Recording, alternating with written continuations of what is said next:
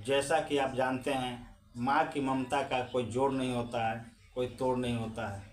जब किसी माँ के सामने बच्चे की बात आती है तो कहा जाता है माँ पूरी दुनिया से लड़ सकती है। एक बार तो अकाल के सामने भी डट कर खड़े हो सकती है अपने बच्चे की रक्षा के लिए, अपने बच्चा के भविष्य के लिए, उसके मान और सम्मान और पहचान के लिए।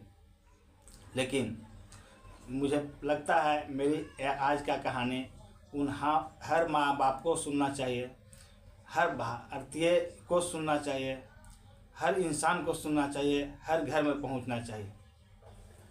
कैसे एक आम रिश्ते को शर्मसार करने वाली, एक इंसानियत को शर्मसार करने वाली गुस्से में कैसे कितना नुकसान हो जाता है, पल भर के गुस्सा हमें कितना बर्बाद कर सकता है, इस पर आधारित सच्ची घटना पर आधारित मेरा यह कहानी आपको परेशान करेगी, हैरान करेगी, लेकिन बहुत कुछ सिखाएगी भी।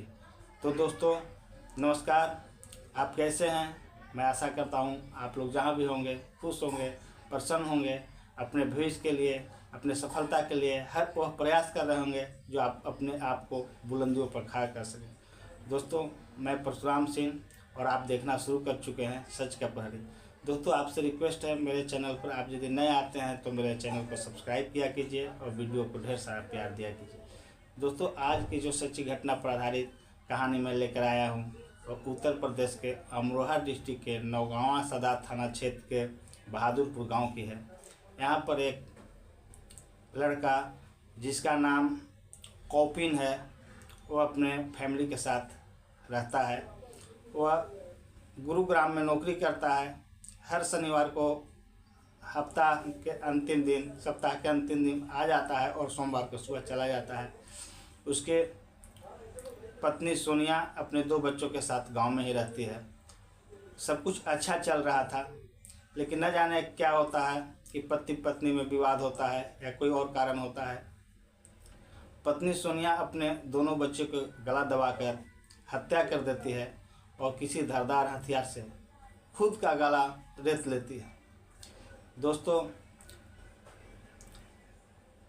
पल भर के गुस्सा कैसे किसी इंसान को पूरा सब कुछ समाप्त कर देता है, सब कुछ नष्ट कर देता है, इस कहानी में आपको देखने के लिए मिलेगा। दोस्तों बहादुरपुर में एक परिवार रहते हैं। पिता विजय सिंह की मौत बहुत पहले ही हो गई है। माँ का नाम क्या है? महेंद्री देवी। माँ महेंद्री देवी अपने 3 बच्चों के साथ गांव में ही रहते हैं। बड़ा बेटा रामभूल सिंह, उसकी पत्नी सोनम 2 बच्चों के साथ गांव में ही रहती है। बीच वाला बेटा जिसके साथ एक घटना हुआ कौफिन, वो गुरुग्राम में नौकरी करता है। उसका पत्नी सोनिया अपने 2 बच्ची किट्टो और अनुष्का के साथ गांव में रहती थी। अनुष्का 7 साल की थी और किट्टो 3 साल की थी, उसके साथ रहती थी। और छोटा बेटा जो उनका सचिन है और लखनऊ में डॉक्टर है। अच्छा खासा परिवार था, सब कुछ ठीक ठाक चल रहा था। लेकिन इसी बीच में कौफिन के लाइफ में, उसके पत्नी सोनिया के लाइफ में एक तूफान आता है, एक बवंडर आता है। वह बवंडर गुस्सा के रूप में आता है, क्रोध के रूप में आता है और सब कुछ नष्ट करके चला जाता है। किसी ने कहा है पल भर का गुस्सा कैसे सब कुछ बर्बाद कर देता है। यह सोचने की ज़रूरत है, समझने की ज़रूरत है। हर माँ बाप को सोचने की ज़रूरत है, हर उन लोगों को सोचने की ज़रूरत है जो पल पल में गुस्सा करते हैं, अपनों से लड़ते हैं, झगड़ते हैं, कोई गलत कदम उठा लेते हैं, कभी आत्महत्या कर लेते हैं, कभी आग लगा लेते हैं, कभी अपने बाल बच्चों को इस तरह से लेकर नदी में कूद जाते हैं, तालाब में कूद जाते हैं, कुआं में कूद जाते हैं, आत्मदाह कर लेते हैं। यह अपने आप में शर्म के विषय है, सोचने के विषय है। हम इंसान घर में पैदा हुए हैं, जीने का हमको 100% हक है। हम हर पल में, हर माहौल में उसका मुकाबला करेंगे और अपने आप को ज़िंदा रखेंगे। इंसान का जीवन बार बार नहीं मिलता है। एक बार मिला हुआ इंसान का जीवन फिर न जाने कितने जोनी में भटकने के बाद मिलता है। फिर हमें इस तरह से अपने लाइफ को समाप्त नहीं करना चाहिए। दोस्तों तो जो कॉफिन है उसका शादी आज से 10 साल पहले मुजफ्फरनगर जिला के, उत्तर प्रदेश के मुजफ्फरनगर एक ज़िला लगता है, उसके खतौली थाना क्षेत्र के धौड़ गांव में हुआ था। सोनिया से हुआ था। सोनिया भी अच्छे मिजाज की लड़की थी, उसके 2 बच्चे हुए थे और पूरा फैमिली अच्छा से चल रहा था। लेकिन पति पत्नी में छोटे मोटे नोक झोंक झगड़ा अक्सर होते रहते हैं। ऐसा बताया जा रहा है जब आया था कॉफिन तो शायद सोनिया और उनके बीच कुछ झगड़ा हुआ होगा। लेकिन कॉफिन सुबह, सोमवार की सुबह, घटना की सुबह वो गुरुग्राम के लिए काम के लिए निकल जाता है। तारीख था 10/2/2025, दिन सोमवार। वो हर हफ्ते की तरह इस बार भी आया था, घर में रहा। जो एकल परिवार होते हैं उनको आना पड़ता है बीच बीच में अपने फैमिली के देखने के लिए, तो शायद लोग अपने अपने हिसाब से चलते होंगे। तो हर हफ्ते आते थे, अपने बाल बच्चों को ख्याल रखते थे, बीवी को ख्याल रखते थे और फिर चले जाते थे। इसी बीच में इन लोग में क्या हुआ नहीं हुआ वो तो जांच का विषय है, अभी तक पता नहीं चला है। क्योंकि सोनिया बेसुध है, हॉस्पिटल में भर्ती है, 2 बच्चे इस दुनिया को छोड़कर चले गए हैं। इन फूल सा बच्चों को जो आप टीवी पर देखेंगे, अपने मोबाइल के यूट्यूब चैनलों पर देखेंगे तो आपका दिल दहल उठेगा। कोई माँ इतना निर्दयी कैसे हो सकता है? यह एक कलिजुग की माँ ही हो सकती है, कलिजुगी माँ ही हो सकती है कि अपने बच्चों के लिए, अपने बच्चों का भविष्य का चिंता किए हुए बगैर एक गुस्सा के आवेश में आकर ऐसा गलत निर्णय उठा सकती है। दोस्तों, घटना के दिन कुछ इस तरह से हुआ कि उस घर में, बहादुरपुर के उस घर में, बड़ा बेटा रामभूल सिंह का फैमिली, सोनम अपने 2 बच्चों के साथ नीचे तले पर रहती है और कॉफिन का परिवार अपने 2 बच्चे अनुष्का और किट्टो के साथ ऊपर वाले फ्लोर पर रहते हैं। कॉफिन सुबह 4 बजे भोर में निकलकर गुरुग्राम के लिए चला जाता है।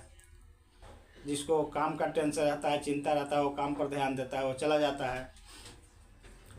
उसका पत्नी और 2 बच्चे घर पर रह जाते हैं। नीचे के फ्लोर पर बड़े भाई का बच्चा और उनकी बीवी सोनम रहती है। सुबह के समय वो पशु के चारा के लिए बड़ी जो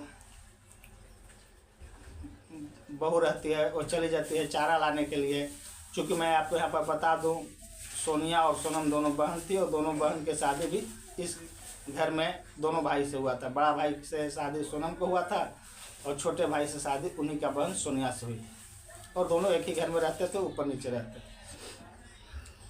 जब दोपहर का समय हो जाता है, घर में कोई हलचल नहीं होता है, तो बड़ी बहन का माथा खटकता है क्योंकि उसका बच्चा स्कूल से आया था और वो मौसी को ढूंढ रहा था, आंटी को ढूंढ रहा था, उनके बच्चे को ढूंढ रहा था।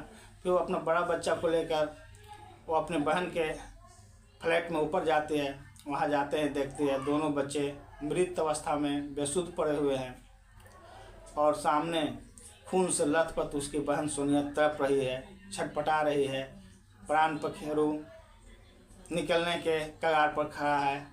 लोग देखते ही सोनम हतप्रभ हो जाती है, मुंह से चीख निकल जाता है, नीचे की तरफ भागती है, बाहर जाकर चिल्लाती है। आवाज़ सुनकर सभी गांव वाले इकट्ठा हो जाते हैं और भागे भागे उनके ऊपर वाले फ्लोर पर आते हैं।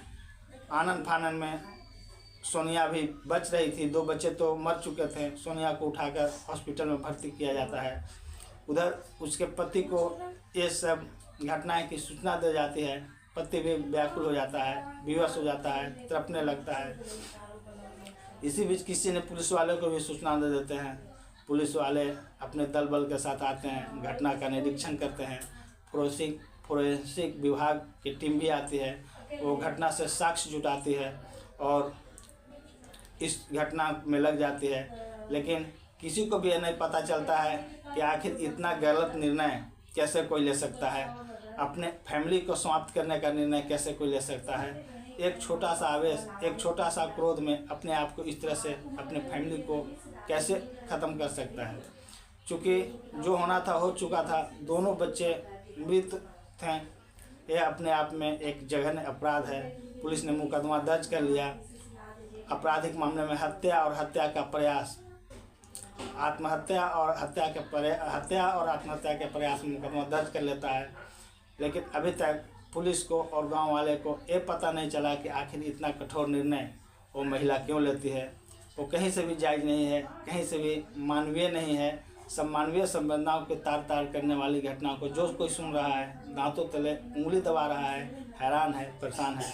दोस्तों, इस कहानी से हमें सीख मिलती है कि हमें गुस्सा पर काबू करना चाहिए। हमारा फैमिली है, कभी कोई गुस्सा करता है, पति पत्नी के ऊपर करता है, पत्नी पति के ऊपर करता है, तो कभी भी गुस्से के आवेश में ऐसे कठोर निर्णय लेना नहीं चाहिए। 100 बार सोचना चाहिए अपने लिए, अपने घर वालों के लिए, अपने परिवार के लिए, अपने समाज और अपने देश के लिए। दोस्तों, यह कहानी सुनाने का उद्देश्य किसी को परेशान करना नहीं है, किसी को अपमानित करना नहीं है, बल्कि मैं लोगों को जागरूक करना चाहता हूँ, सचेत करना चाहता हूँ और यह बताना चाहता हूँ कि आप लोग अपना ख्याल रखें, अपना लोगों का ख्याल रखें और कभी भी गुस्सा आए तो 1 गिलास ठंडा पानी पी लें और इस पर सोचें नहीं कि झगड़ा करें और झगड़ा करके ऐसे कठोर निर्णय लें। ये हमारे लिए, हमारे समाज के लिए कहीं से भी जायज़ नहीं है। दोस्तों, यदि मेरा ये वीडियो अच्छा लगता है तो मेरे चैनल को सब्सक्राइब किया कीजिए और मेरे वीडियो को ढेर सारा प्यार दिया कीजिए, लाइक किया कीजिए। जय हिंद, जय भारत दोस्तों।